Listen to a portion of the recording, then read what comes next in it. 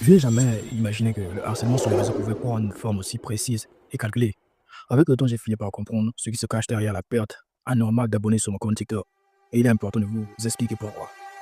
Aux Émirats, j'ai eu dans le passé des collaborations professionnelles avec certaines personnes.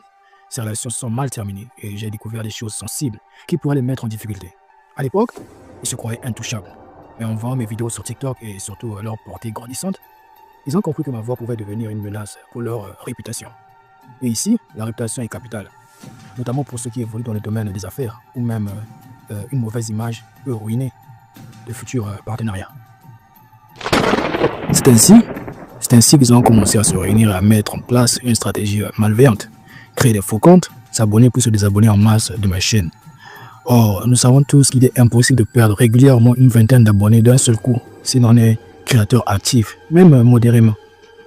Cette activité anormale a débuté précisément après une de mes stories dans laquelle j'avais évoqué la triste réalité de certains créateurs de contenu qui vont jusqu'à se donner la mort à cause de la pression liée aux abonnés. Leur but était clair, tester si cette manipulation fonctionnerait et si cela m'atteindrait psychologiquement.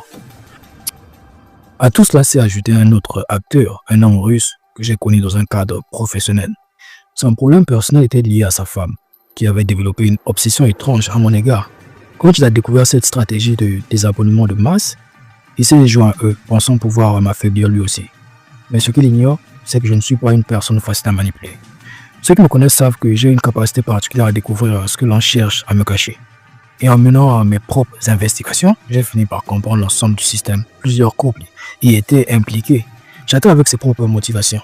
Pour l'instant, je ne peux pas révéler leur identité, car dans un pays comme celui-ci, cela pourrait se retourner contre moi. Mais ce que je peux dire, c'est qu'ils sont immatures.